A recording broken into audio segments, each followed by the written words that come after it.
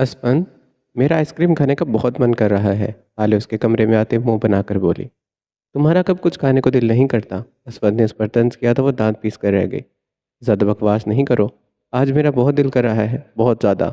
लेकिन मीरब और पुप्पो के होने की वजह से हम जा भी नहीं सकते। पहले तो उसे झिड़कते उसने घूरा था, फिर मीरब का ख्याल आते वो उदास सा होकर बोली, क्यों नहीं जा सकते? चलो चादर लो, चलते हैं। उसकी उदास सी शक्ल देखकर असफत बोला तो हाले हैरान हुई, लेकिन पुप्पो बोलेंगी कि मीरब को भी लेकर जाओ, फिर गाड़ी में जाना पड़ेगा। और मुझे गाड़ी से ज़्यादा बाइक पर मज़ा आता है। हाले बोली तो असफत मुस्कुराया था। तुम उस बात को छोड़ो और चादर लेकर आओ, चलते हैं। असफत बोला तो वो फ़ौरन से चहकते अपने कमरे में गई और वहाँ जाकर अपना हिजाब ठीक किया। फिर इसके बाद एक बड़ी सी शॉल अपने इर्द ओढ़ी और फिर खुद को एक आखिरी नज़र देखकर वो असफत के पास आई, जो बाइक की चाबी लिए इसी के इंतज़ार में खड़ा था। चलो। असवद के करीब आकर वो बोली तो वह सर हिलाकर उसके लिए आगे बढ़ गया। लाउंज में पुप्पो बैठकर कुछ खा रही थी, जबकि मीरब मोबाइल में घुसी हुई। उनको कहीं जाते देखकर परवीन ने फौरन से इसे मीरब का बाजू हिलाया, तो वो चौंकी और उसकी जानिब मुतवज्जा हुई। किधर जा रहे हो असवद बेटा? अपने लहजे में चाशनी की मिठास लिए वो इसे देखते बोली। तो असवद ने जब्त से इन्हें देखा था, जबकि मीरब को तो देखने का भी उसका दिल नहीं चाह रहा था। वो पुप्पो बाहर जा रहे हैं। असवद ने ज़बरदस्ती का मुस्कुरा कर कहा। उनके यहाँ आने की ही चाल वो हमेशा से जानता था। उनके यहाँ आने की चाल वो हमेशा से जानता था। अरे, अच्छा अच्छा, फिर तो मीरा भी बहुत ज़्यादा बोर हो रही थी, इसे भी ले जाओ बेटा। परवीन बेगम ने फ़ौरन से अपने मतलब की बात करते मीरब की जानिब देखा, जिसने फ़ौरन से ज़ोर शोर से सर हिलाया था। नहीं, वो दरअसल पुप्पो, हाले के दोस्त की तबीयत बहुत ख़राब है, तो इसी के घर छोड़ने जा रहा हूँ मैं। इसके बाद मुझे अपने दोस्त के साथ कहीं जाना है। असफर ने फ़ौरन से बेहतरीन सा बहाना बनाया, जिसे सुनकर दोनों ने मुंह बनाया था। अच्छा चलो ठीक है, परवीन बेगम ने कड़वा सा मुंह बनाकर कहा। तो वो दोनों खुश होकर बाहर आ गए, जबकि हाले को तो आज असफर पर बेहद प्यार आया था। ऊपर से उसके हाजिर दिमागी की वो दाद देती रह गई। नैन बेटा, जाओ जाकर रायता लेकर आओ। अयाज साहिब बोले तो वो सर हिलाकर किचन की जानिब गई। आज के वाक़ये ने इसे काफ़ी डिस्टर्ब कर दिया था। बहुत ज़्यादा डर इसके दिल में बैठ गया था। पहले जो थोड़ा बहुत डर धीरे धीरे जा रहा था, अब एक बार फिर से शिद्दत से अपनी जड़ें इसके अंदर मजबूत करने लगा। बाबा वो अरहान कह रहे थे कि अब से ना जोहान भाई मुझे लेने जाएंगे और छोड़ने भी लाला के साथ, तो आप ना आया करें। नैन नैन से न जाने क्यों इसको अरहान भाई ना बोला गया, जो कि अयाज साहिब ने महसूस नहीं किया। वो क्यों बेटा? अयाज साहिब हैरानगी से पूछने लगे। पता नहीं बाबा, वो बोल रहे थे अपने बाबा को बता देना। नैन ने मुकम्मल लाताल्लुकी का इजहार किया। अगर अरहान कह रहा है तो ठीक ही है। अयाज साहिब जानते थे कि अरहान ने किसी वजह से ही कहा होगा, तभी सर हिलाकर बोले। फिर वो दोनों खाना खाने में मसरूफ़ हो गए। क्या रिपोर्ट है? असफद आदिल के पास आता बोला, जो शायद आज के इंतज़ार में खड़ा था। असवद के आते ही उसके करीब आया। उसके करीब आते इसने असवद के कान में सरगोशी की, जिसे असवद यार संजीदगी से सुन रहा था। बात ख़त्म होते ही इसने आदिल की जानिब देखा, जो उसी को देख रहा था। चलो मैं देख लेता हूँ, असवद यार उसको देख कर बोला तो आदिल सर हिलाकर वहाँ से भागते चला गया। उसके बाद असफद ने अपने करीब प्रिंसिपल इसके बाद असफर ने अपने कदम प्रिंसिपल के ऑफिस की जानिब बढ़ाए। वहां से जाते उसने रास्ते में लाला को खड़े देखा। उसको देखकर एक पल को इसके कदम रुके, मगर फिर इसे जल्दी से नजर हटाई और तेजी से इसके करीब से गुजर गया। लैला जो असफर को आता देखकर एक पल को चौंकी, मगर इसे इसके इग्नोर करके बिना कुछ कहे आगे बढ़ जाने पर न जाने क्यों इसे बुरा लगा था। को क्या, अच्छा है कुछ बोल कर नहीं गया। उस रास्ते को देखते जहाँ से असफर गया था वो बोली, किसे देख रही हो? हाले ने उसे दूसरी जानिब देखते पाया और खुद से बुड़बुड़ाते देखकर नासमझी से पूछा, तो वो चौंक कर नजर हटा गई। हाँ नहीं, किसी को नहीं, हम तो बस ऐसे ही। लाला की बात गोल कर गई तो हाले सर हिला गई। असफद वहाँ तेजी से जाते प्रिंसिपल के ऑफिस पहुंचा। उसने सद शुक्र अदा किया कि प्रिंसिपल इस वक्त ऑफिस में नहीं पहुंचे थे। वहाँ पहुंचते इसने बारीक बीनी से हर चीज़ को देखना शुरू किया। वैसे तो इसे सब नॉर्मल लग रहा था, मगर अचानक एक जगह पर आकर उसकी निगाह टिटक गई। वहाँ टेबल के पास ज़मीन पर इसने कुछ गैर मामूली सा महसूस किया। उससे पहले कि वो वहाँ पर जाकर देखता, अचानक पीछे से आती आवाज़ पर चौंक गया। यहाँ क्या कर रहे हो तुम? प्रिंसिपल की करख्त आवाज़ पर वो चेहरे पर मुस्कुराहट लाते मुड़ा। प्रिंसिपल आबरोज का इसे शक की निगाहों से देख रहा था। इसके चेहरे पर मौजूद पसीने की नन्ही बूंदें इसकी घबराहट को वाजे कर रही थी, जिसे असफत देखकर दिल में मुस्कुराया था। सर वो सर कासिम को ढूंढने यहाँ आया था, मुझे लगा वो यहाँ पर है। असफत ने फ़ौरन इनके सवाल का जवाब दिया। जबकि प्रिंसिपल अभी भी इसे शक की निगाहों से देख रहा था। यहाँ नहीं है वो, अब जाओ यहाँ से, प्रिंसिपल ने फ़ौरन चकरख्त लहजे में कहा तो वो एक नज़र फिर से इन पर डालकर ऑफिस से बाहर चला गया। उसके जाते ही प्रिंसिपल गहरी सांस लेते अपनी कुर्सी पर ढेर हुआ, जबकि दिल अभी भी ज़ोरों से धड़क रहा था। साईं, आपके लिए कॉल है। अजमेर के ख़ास मुलाजिम करीम ने हाथ बांधे सर झुकाकर अजमेर के आगे फ़ोन किया। अजमेर ने एक नज़र फ़ोन को और फिर करीम को देखा और इसके हाथों से फ़ोन ले लिया। हेलो। सरदार अजमेर ने फ़ोन कान से लगाते रोबदार अंदाज में कहा। आगे वाले की आवाज़ सुनकर वो फ़ौरन से सीधा होकर बैठे थे। हाँ भाई अजमेर, कैसे हो? आगे से कहा गया। बिल्कुल ठीक हूँ साईं, बताएं क्या खिदमत चाहिए? अजमेर ने मुस्कुराकर मूँछों को ताव देते कहा। हाँ बस ज़्यादा कुछ नहीं, लेकिन वो इस ड्रग्स का क्या बना? मुकाबिल ने पुरस्कार लहजे में पूछा। बस वो रखवाई है, आज रात स्मगल कर दी जाएगी। अजमेर ने संजीदा होते उनको रिपोर्ट से आगाह किया। शाबाश, कोई गड़बड़ नहीं होनी चाहिए, वरना तुम जानते हो ना। उसने ब्लेड पर हाथ फेरते कुछ इस अंदाज में कहा कि अजमेर के माथे पर पसीने आ गए। न न नहीं, कोई गड़बड़ नहीं होगी साईं, बेफिक्र रहें। अजमेर ने पसीना साफ करते कहा। हम्म, सही। इसके बाद एक ब्लास्ट भी करवाना है इसी मस्जिद में। इसका भी इंतज़ाम करो, मैं जिस दिन ऑर्डर दूंगा उस दिन मेरा वो काम हो जाना चाहिए। उस बंदे ने उसे कहा। जी जी, बेफिक्र हो जाइएगा, अजमेर ने कहा तो आगे से कॉल कट कर दी गई। फिर अजमेर ने गहरा सांस लेकर फ़ोन करीम को पकड़ाया, जिसे इसने फ़ौरन से पकड़ लिया और दोबारा से सर झुकाकर खड़ा हो गया। हाले, तुम एक काम करो, मैं टैक्सी करवा देता हूँ, मुझे आज ज़रा ज़रूरी काम जाना है, तो तुम टैक्सी में चली जाओ। असफद ऑफ टाइम में हाले के पास आया जो लैला और नैन के साथ खड़ी थी। ओए तुम टैक्सी ना करवाओ, अभी मेरा लाला आ जाएगा तो हम छोड़ देगा इसको। लैला ने इसकी बात पूरी होते अपनी बात की। चली जाओगी इसके साथ? असफद ने लैला की बात सुनकर हाले की जानिब सवालिया निगाहों से देखकर पूछा तो हाले सर हिला गई। तो असफद मुतमईन हुआ। असफद जानता था जुहान को, इसीलिए से कोई मसला नहीं था। अगर इसे ये ज़रूरी काम नहीं होता तो वो खुद उसे छोड़ देता। थैंक यू लैला, असफद ने एक नरम मुस्कुराहट चेहरे पर सजाए कहा। तो जवाबन लैला ने मुस्कुराकर उसका शुक्रिया वसूल किया। असफद फ़ौरन ही वहाँ से चला गया। चलो फिर लाला आ गया होगा, लैला ने असफद के जाते कहा तो वो तीनों यूनिवर्सिटी से बाहर आ गई। जोहान आंखों पे चश्मा लगाए गाड़ी के साथ टेक लगाए खड़ा था। लैला और नैन के साथ हाले को देखकर दिल जोर से धड़का, जबकि खुशी भी हो रही थी। आज तो किस्मत मेहरबान हुई थी उस पर, खुश कैसे ना होता। हाले ने जब जोहान को देखा तो पहले पहचान नहीं पाई कि ये अरहान है कि जोहान, मगर फिर थोड़ी ही देर में वो पहचान गई कि ये सुहान है। जोहान को देखकर इसने कड़वा सा मुंह बनाया। लाला, आज हाले का भाई को ज़रूरी काम है तो मैंने कहा है कि हम छोड़ देगा इसको, तुम छोड़ कर आएगा ना इसको? लाला ने अपनी बात कहकर इसकी मर्जी पूछी थी। हाँ बिल्कुल, क्यों नहीं? जोहान ने मदम सा मुस्कुराते एक नज़र हाले को देखकर कहा, जो इधर उधर देखती खुद को लापरवाह जाहिर कर रही थी। चलो फिर बैठो, जोहान ने कहा तो लैला आगे, जबकि नैन और हाले पीछे बैठ गई। सारे रास्ते वो तीनों बातें करते आए और अपनी किसी किसी बात में वो जोहान को भी शामिल कर लेते थे, जबकि जोहान बैक व्यू मिरर से बस बार बार एक आध नज़र हाले पर डालकर नज़रों को सैराब करता रहता। सोचा नहीं था यूँ अचानक से इसकी मुलाकात हो जाएगी। उसका दीदार करके खुद को फ्रेश फ्रेश महसूस कर रहा था और ना जाने क्यों आज तो बार बार मुस्कुरा भी रहा था। सबसे पहले इसने हाले को घर छोड़ा, फिर नैन को और उसके बाद लैला को लेकर घर आ गया। क्या क्या पता लगा है? आदिल ने असवद को अपने करीब करते सवाल किया तो असवद ने जो कुछ देखा इन सब को रिपोर्ट इसको बता दी। तो अब फिर तो हमारे पास तो अब फिर तो हमारे पास वक्त बहुत कम बचा है।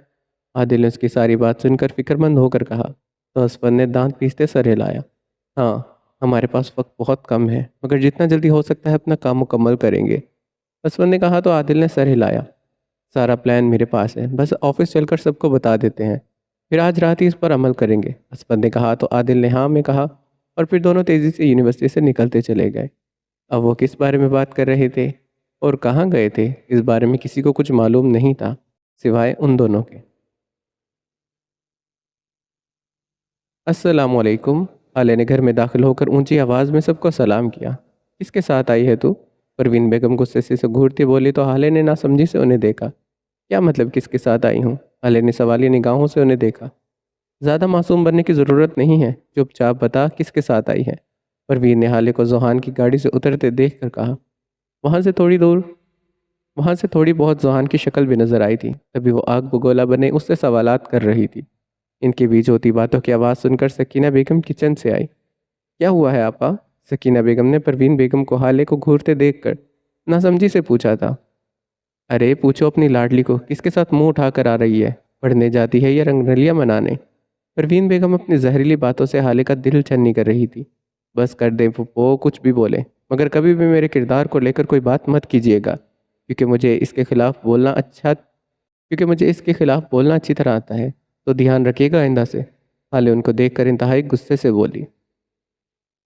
जाहिर सी बात थी, कौन लड़की होगी जो अपने किरदार को लेकर कोई बात बर्दाश्त कर जाए।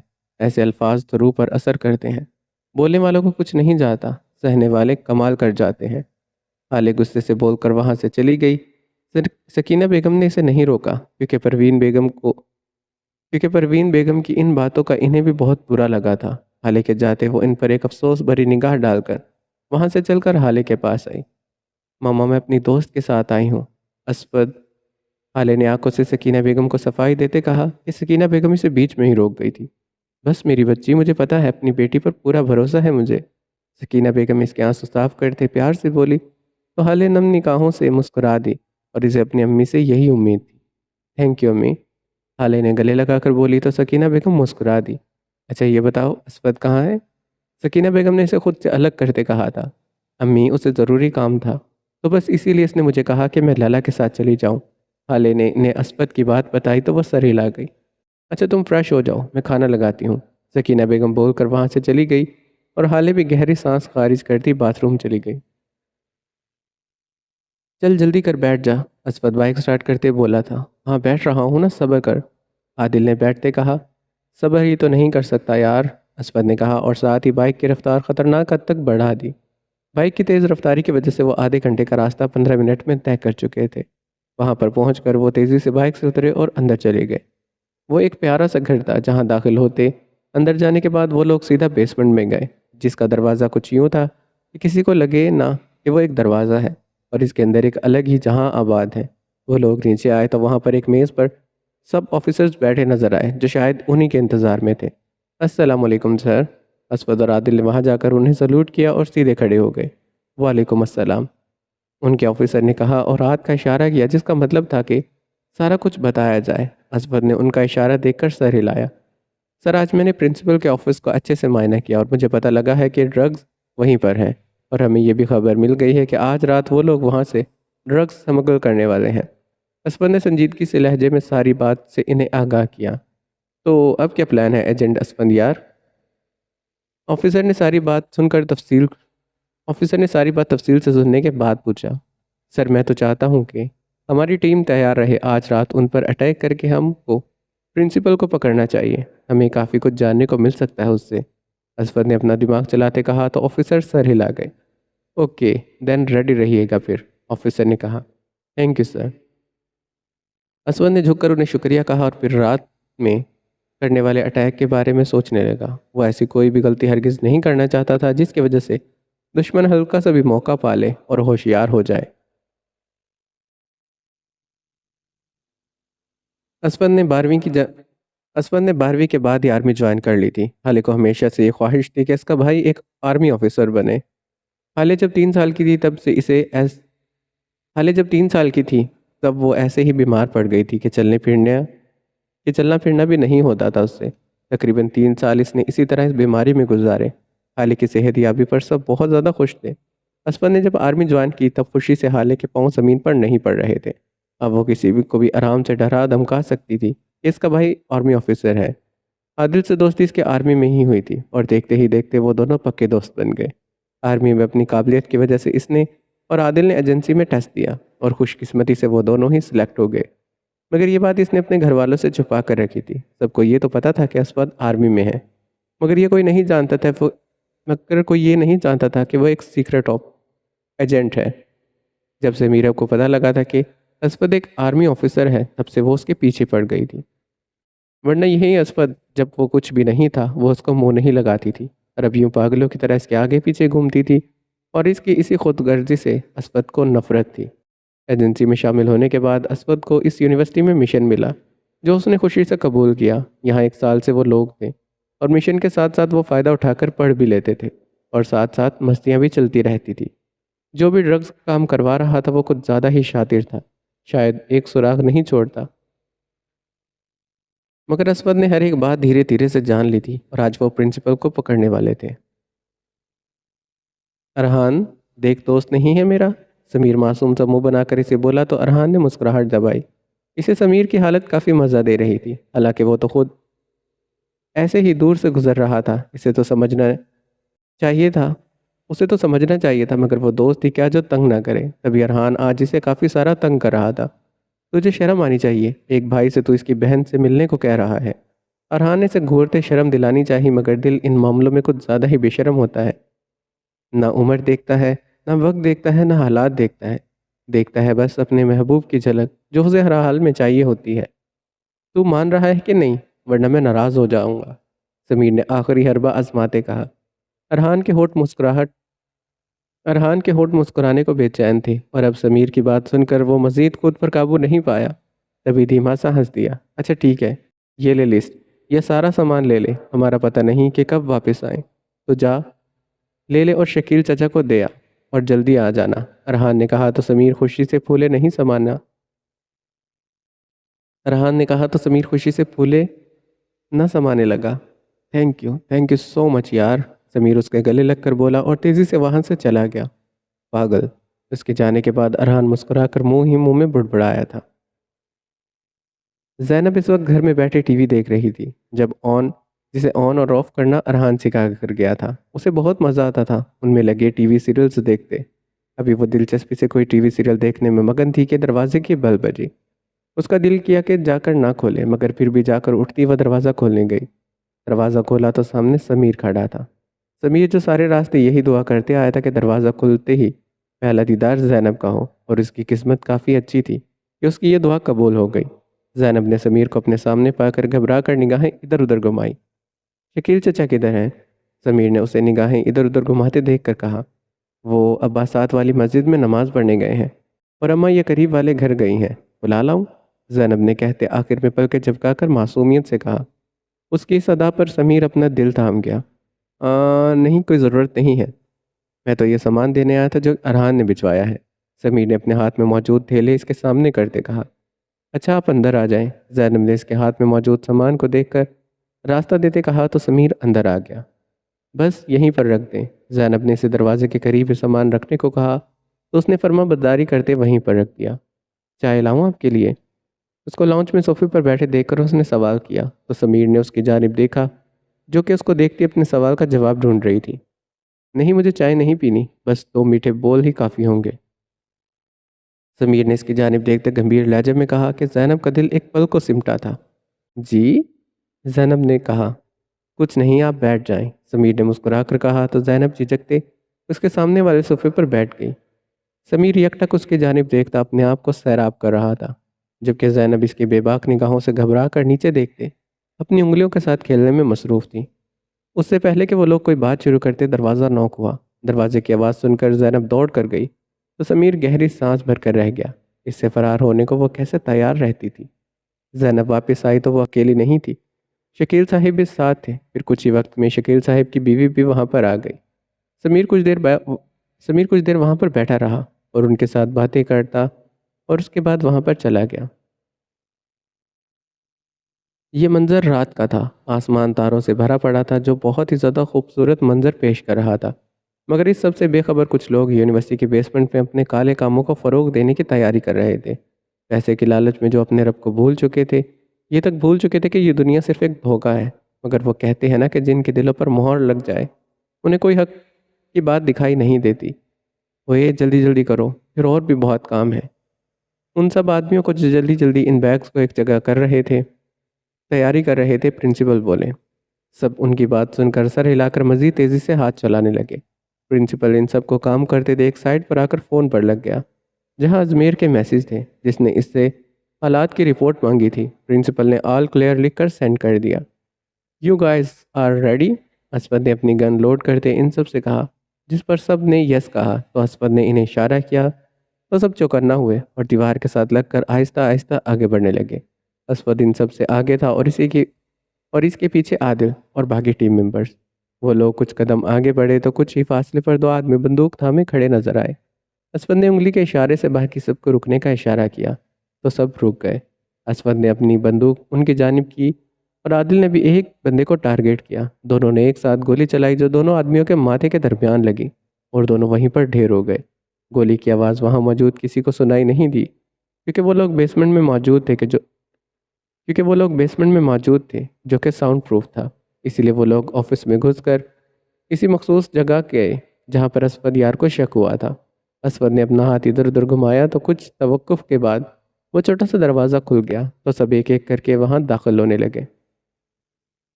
वो लोग जैसे ही वहाँ नीचे पहुँचे वहाँ एक बहुत बड़ा हॉल था और दो तीन कमरे वहाँ पर मौजूद थे। असफद और इसकी टीम ने वहाँ जाते ही इन पर हमला कर दिया।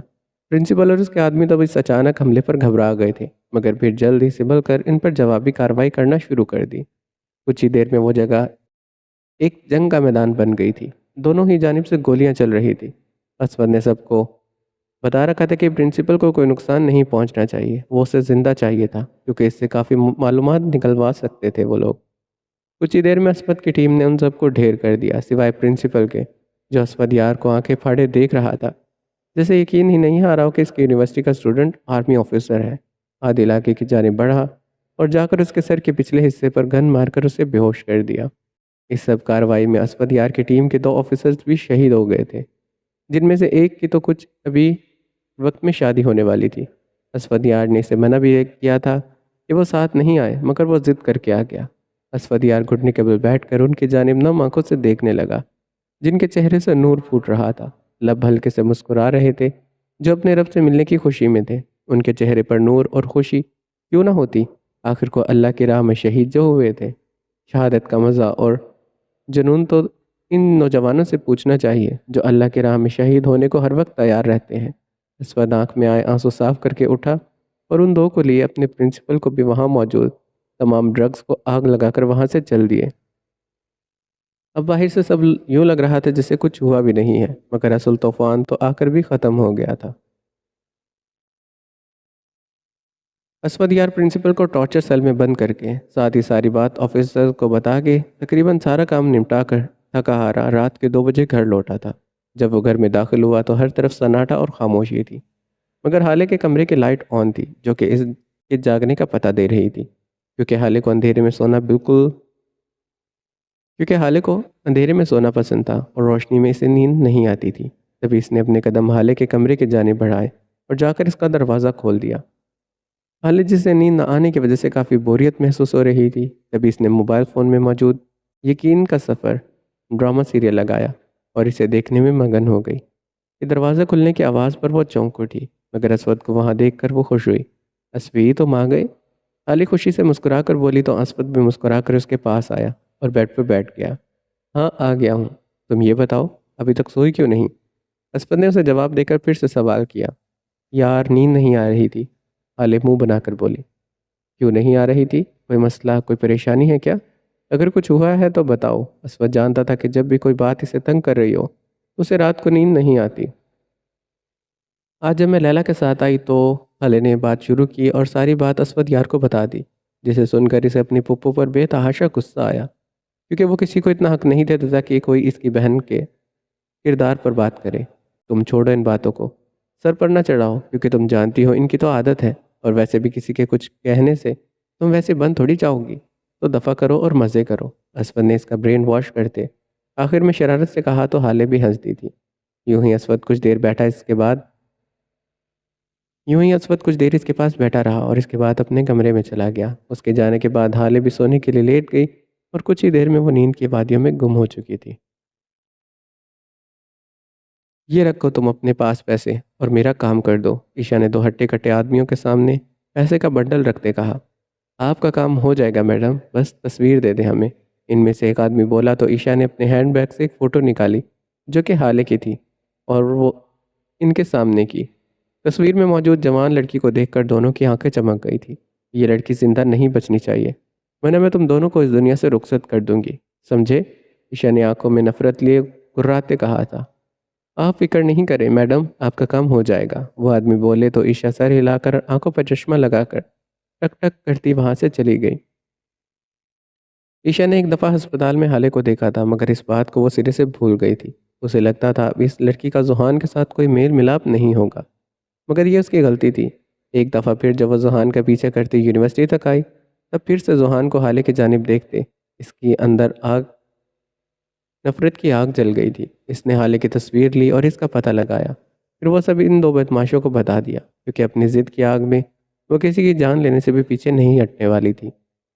अपनी इस जिद के आगे वो किसी की जान लेने वाली थी, जिसका कोई इसे दुख भी नहीं था। शायद हर ख्वाहिश पूरी हुई थी, मगर एक नहीं हुई, तो इसलिए इसका ये हाल था। जुहान की खूबसूरती और इसके जुहान की खूबसूरती और इसका दूसरी लड़कियों को इग्नोर करना इसे भाग गया था। वरना अगर यही जुहान होता और कुछ नहीं होता, अगर ये बदसूरत होता, तो इसकी जानिब देखती बिना अपनी अट्रैक्शन, जिसे वो मोहब्बत का नाम दे रही थी, न जाने कितनों की ज़िंदगियों से खेलने वाली थी। नैन को तूने पिक किया है ना आज? रहान जोहान के पास आता बोला था। वो जानता था इसने कर लिया होगा, मगर ना जाने क्यों एक बार पूछ बैठा। हाँ, मैंने पिक कर लिया था और ड्रॉप भी, जोहान ने बताया तो अरहान सर हिलाकर इसके पास बैठ गया। अगर इतनी पसंद है तो बता क्यों नहीं देते? जोहान ने इसकी जानिब देखते दिलचस्पी से पूछा तो अरहान मुस्कुराया। नैन के जिक्र पर हमेशा से इसके चेहरे पर मुस्कुराहट छा जाती थी। बस एक बार ये मिशन करके आ जाऊं तो फिर मोरे को बता दूंगा और उसे अपने नाम कर दूंगा, हमेशा के लिए। अरहान मुस्कुराकर उसकी जानिब देखता बोला, तो जोहान भी मुस्कुराया था। साथ में ये सोच लिया कि अगर अरहान मोरे को नैन के बारे में बताएगा तो साथ ही वो भी उनको हाले के बारे में बता देगा। ये सोचकर इसे बहुत खुशी हो रही थी। न जाने जब ये दिन सच में आ पहुंचेगा तब उसकी क्या हालत होगी। रूहे कल्ब मालूम नहीं, मेरी समातों पर, मेरी बसारतों पर ये कैसा जादू ठहर गया कि तुम कहीं नहीं होते तब भी दिखाई देते हो, मुझे तुम सुनाई देते हो। असवद यार सुबह 6 बजे उठा और जल्दी से तैयार हुआ और खामोशी से बिना कोई आवाज़ पैदा किए घर से खामोशी से निकल आया। बाइक को थोड़ा सा आगे ले जाकर स्टार्ट किया और वहाँ से तेज़ी से निकलता चला गया। तकरीबन 15 मिनट की मुसाफत के बाद वो एक घर के करीब आकर रुका, जहाँ कोई गिने चुने एक दो घर थे, वो भी काफ़ी फासले पर थे। घर के करीब रुकने पर वो बाइक से उतरा और गुनगुनाते हुए घर में दाखिल हुआ। घर में चारों तरफ खामोशी छाई थी और सु खामोशी के साथ साथ अंधेरा भी फैला था। उसने हाथ बढ़ाकर सारी लाइट्स ऑन की। लाइट्स ऑन करने के बाद वो बिल्कुल सामने वाले कमरे में गया, जहाँ एक वजूद बेहोश पड़ा था। मुंह पर उसके टेप थी और इसके हाथ पांव बंधे थे, सर नीचे को लटक रहा था। यकीनन वो वजूद प्रिंसिपल का था, जिसकी हालत इस वक्त काबिले रहम थी। असवद ने वहाँ करीब रखी चेयर उठाई और बिल्कुल इसके सामने रख दी, और इस कुर्सी के करीब पड़ा एक बड़ा सा बॉक्स उठाया और कुर्सी पर बैठकर इसे अपनी गोद में रख लिया। ओए उठ, चल शाबाश, असफर ने इसके गाल को थपथपाते कहा। तो प्रिंसिपल ने मुंदी मुंदी आंखें खोली और धीरे धीरे अपना सर उठाया, जबकि असफर यार को अपने सामने पाकर उसकी आंखें फटने के करीब हुई थी। असफर यार ने वो बॉक्स खोला तो उसमें मुख्तलिफ किस्म के खतरनाक औजार पड़े थे, जिसे देखकर प्रिंसिपल की जान हवा हो रही थी। असफर यार ने बगैर कुछ कहे पहले अपना एक औजार निकाला, जो कि कैंची की तरह था, मगर यह कैंची की निस्बत कुछ ज़्यादा ही तेज़ और दिखने में कुछ ज़्यादा ही खतरनाक लगता था। उसने वापस रख दिया और यूं ही एक दो मजीद निकाले, मगर फिर वापस रख दिए। फिर एक औजार निकाला जो बहुत ज़्यादा तेज़ था। उसको निकालते असवद ने बॉक्स बंद करते नीचे रखा। इसके बाद असवद ने बगैर प्रिंसिपल की फटी आंखों में देखे इसके हाथ की छोटी उंगली को थामा। प्रिंसिपल इसका इरादा समझ गया था, तभी इसने अपना सर तेज़ी से नफ़े में हिलाना शुरू किया। वो चीखना चाहता था, मगर उसके मुंह पर टेप बंधी थी और इसको इस बात की वो चीखना चाहता था, मगर इसके मुंह पर बंधी टेप उसको इस बात की इजाज़त नहीं दे रही थी। असवद यार ने इसकी उंगली को इस औजार के दरमियान रखा और झटके से इसे काट दिया। उसको काटते ही प्रिंसिपल चीखना शुरू हुआ, मगर आवाज़ इतनी तेज़ सुनाई नहीं दे रही थी। उसकी आंखों से पानी निकलना शुरू हुआ, साथ साथ वो ज़ोर ज़ोर से हिलने लगा। असवद ने इसकी उंगली काटने के बाद इस पर बैंडेज भी कर दी। फिर इसके बाद वो दोबारा से आराम से इसके सामने बैठ गया। कुछ पूछने से पहले मैंने तेरी उंगली इसलिए काटी ताकि मैं जब तुझसे कुछ पूछूं तो तू कोई चूं चरा ना करे। चल अब बता, इसके कहने पर ड्रग्स स्मगल कर रहा था तू? असफद यार ने कहते इसके मुंह से टेप खींची तो वो फौरन से हाँफता हुआ बोला, अजमेर सरदार। अजमेर सरदार ने, प्रिंसिपल जल्दी से बोला तो असफद ने दोबारा से टेप इसके मुंह पर लगा दी। देखो, हो गया सिंपल, असफद यार ने मुस्कुराते कहा और वहाँ से चला गया। दरवाज़ा वगैरह का वो अच्छी तरह से बंद कर चुका था, इसके भागने का कोई रास्ता नहीं बचा था। उसके दिमाग में इस वक्त सिर्फ अजमेर था। अब तक इसे इसके बारे में कुछ पता नहीं था, मगर अब वो सब कुछ निकलवाने वाला था। घर से बाहर आकर उसने गहरा सांस लिया और बाइक पर बैठकर दोबारा से घर के लिए रवाना हो गया। ममा, आज मेरा दिल नहीं है यूनिवर्सिटी जाने का, छुट्टी कर लूँ? खाली सकीना बेगम के पास आकर मुंह बनाकर बोली तो सकीना बेगम ने मुड़कर उसे घूरा था, तो वो चुप हो गई। क्या हो रहा है भाई? असवद यार किचन में आता बोला था। उठ गया मेरा बेटा, सकीना बेगम ने मोहब्बत से असवद को देखते कहा था। तो हाले ने जलकर उसे देखा। असवद ने उसे देखकर मुस्कुराकर अपने पास असवद ने इसे देखकर मुस्कुराहट पास करते मज़ीद जलाया था। जी ममा। और तुमने क्यों मुंह बनाया? सकीना बेगम को जवाब देता वो हाले के गिर्द बाजू फैलाए बोला था। मेरा दिल नहीं है आज जाने का, हाले ने कहा तो असवद मुस्कुराया था। आज वैसे भी तुम लोगों की पुप्पो जा रही हैं तो। सकीना बेगम मसरूफ़ अंदाज में बोल रही थी कि दोनों ने इनकी बात काटी। क्या सच्ची ममा?